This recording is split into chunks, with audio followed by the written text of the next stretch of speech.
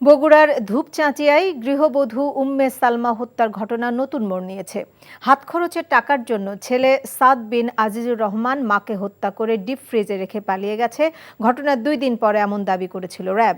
তবে পুলিশ বলছে সালমার ছেলে সাদ নয়, হত্যাকাণ্ডে সরাসরি জড়িত তাদের ভাড়াটিয়া। এই ঘটনায় অভিযুক্ত 3 জনকে আটক করেছে পুলিশ। বগুড়া থেকে আতিকুর রহমান সোহাগের পাঠানো রিপোর্ট, ক্যামেরায় ছিলেন এমদাদুল হক। গত রোববার দুপচাঁচিয়া উপজেলার জয়পুর পাড়া এলাকায় নিজ বাড়িতে খুন হন উম্মে সালমা। খুনিরা তার মরদেহ ডিপ ফ্রিজে রেখে পালিয়ে যান।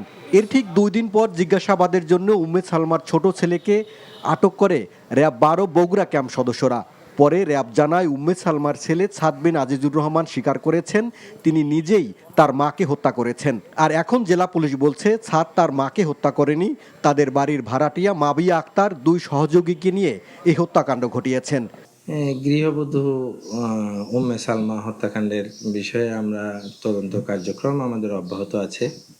আপনারা দেখেছেন, জেনেছেন এই ঘটনায় নতুন করে 3 জন গ্রেপ্তার হয়েছে। গতকালকে আমরা তাদেরকে আদালতে সোপর্দ করি। তাদের মধ্যে একজনের স্বীকারোক্তিমূলক জবানবন্দি দিয়েছে। আমরা ওই ভাড়াটিয়াকে প্রথম থেকে আমাদের সন্দেহ ছিল, কারণ ওই মহিলার চাল চলন ভালো ছিল না। নতুন উঠছে যে 6 মাস হচ্ছে, ওঠার পর থেকেই মা বলতেছিল যে ওনার বাসায় আজে বাজে লোক আসে। এখন প্রমাণ হয়েছে যে আমার ভাই নির্দোষ, কারণ আমরা নিজেরাও সিসিটিভির ফুটেজ দেখছি। তো আমরা মোটামুটি সব দিক থেকে বুঝতে পারছি যে সে নির্দোষ, আর র্যাবের তদন্তে কিছুটা ভুল ছিল। দুপচাঁচিয়া থানা পুলিশ জানায় হত্যাকাণ্ডের সময় ওই বাসা থেকে খোয়া যাওয়া ওয়াইফাই রাউটার এবং মোবাইলের সূত্র ধরে তারা প্রথমে আটক করেন বাসার ভাড়াটিয়া মাবিয়া আক্তারকে। জিজ্ঞাসাবাদে মাবিয়া জানায় 4 মাস আগে উম্মে সালমার ওই বাসা ভাড়া নিয়ে এখানে মাদক ও অনৈতিক কাজ চালিয়ে যাচ্ছিলেন।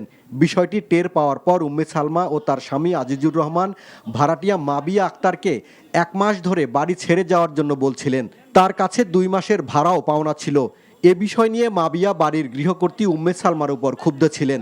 তাই তিনি তার সহযোগী ও মাদক ব্যবসায়ী সুমন চন্দ্র সরকার এবং মুসলিমকে নিয়ে উম্মে সালমাকে হত্যার পরিকল্পনা করেন। পরিকল্পনা মাফিক ঘটনার সময় মাবিয়া প্রথম ওই বাসায় প্রবেশ করেন, পরে মোবাইল ফোনে ডেকে আনেন 2 সহযোগী সুমন ও মুসলিমকে। তারা 2 জন বাসায় ঢুকে চেতনানাশক স্প্রে করে প্রথমে উম্মে সালমাকে অচেতন করে হত্যা করে। এরপর তার হাত পা বেঁধে বাসার ডিপ ফ্রিজে ঢুকিয়ে রেখে 3 জনই সেখান থেকে বেরিয়ে যান। পুলিশ জানায় আটকের পর মাবিয়া, সুমন ও মুসলিম উম্মে সালমাকে হত্যার কথা স্বীকার করে ঘটনার পুরো বিবরণ দিয়েছেন। NTV news desk. টাকা চুরির জন্য যদি আমার গলায় জুতার মালা পরাইতে হয়, তাহলে আমার শালীর সাথে প্রতারণা করার জন্য তোর ফাঁসি হবে। দুলা ভাই, আপনার তো ঘর জামাই বইলা একটা পরিচয় আছে, আমার তো তাও নাই।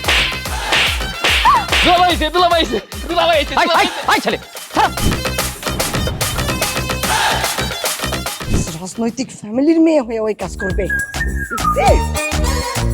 যারে পাবো হারে পিটামু, রক্তের নেশায় ধরতে, রক্তের নেশায়, কাঁচা রক্তের নেশায় ধরতে। তোমার এই পলিটিক্স আমার বাম পকেটে থাকে। পাঁচদের বউরে ঝামেলা পাকাই। এই বেটাই, আমি তখন বিয়ে করিনি। এবার 2টার আমি গুলি করে মারু। মাসুদরা কোনোদিন ভালো হয় না। আপনার পোশাক আশাক দেখে কিন্তু আপনার তালুকদার বংশের লোক মনে হয় না আব্বা, আপনার মনে হয় যে আপনি ফকির বংশের লোক।